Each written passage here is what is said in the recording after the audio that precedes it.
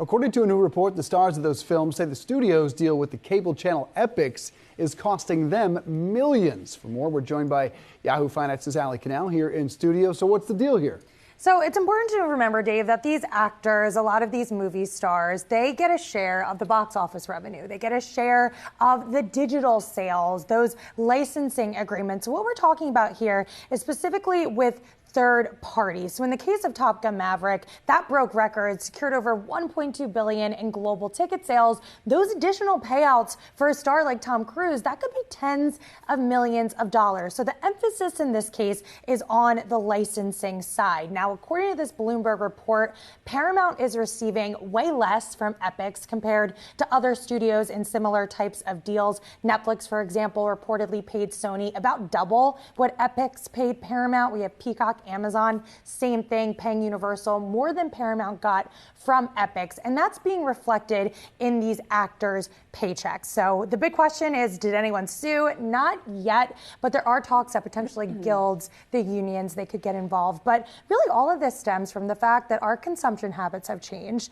the industry has changed, streaming has really taken over, but that's not being reflected in these actors' contracts, their compensation packages. We have streamers like Netflix just buying the rights outright from a lot of these talent, a lot of the writers, producers, actors, instead of sharing in the profits, which is what historically has been done. So that's something that I think the industry is going to have to reckon with. Interesting.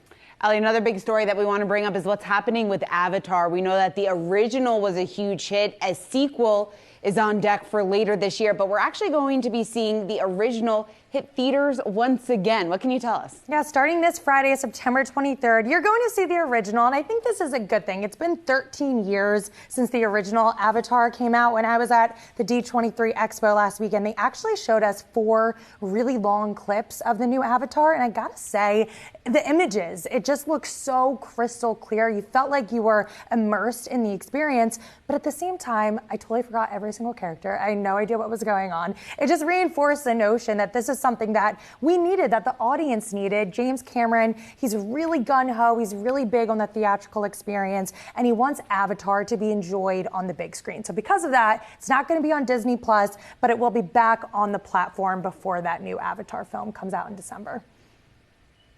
And it's good they're refreshing people's memories, because 2009 feels like an eternity ago. I think just the year before that is when the first Iron Man movie came out. Now, of course, also coming out this Friday is Olivia Wilde's Don't Worry, Darling, though they might have a bit to worry about. Critics really haven't been very kind to this film, have they, Allie? Oh, this film, I mean, it just seems like this film can't get out of its own way. Just so much controversy between Florence Pugh not showing up for a lot of the promotions around this. You have Olivia Wilde. The reviews so far, they're starting to trickle in. 35% on Rotten Tomatoes, only 72 reviews so far, so that number could change. We'll see what the users start to think and the viewers once this film hits theaters this upcoming weekend. But you know, when this film first came around, it was at the top of their game. There were 18 studios that were bidding for this. It was a $35 million production. Apparently, Warner Brothers is hoping that this film can get $18 million in that debut, so that's going to be the magic number to look out for. In my opinion, I think all press is good press.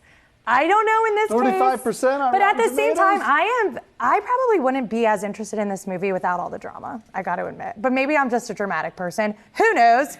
But you got to remember that there's still more critics to come. There's still more users. Maybe it's not the best film, but I do think people are going to go see it.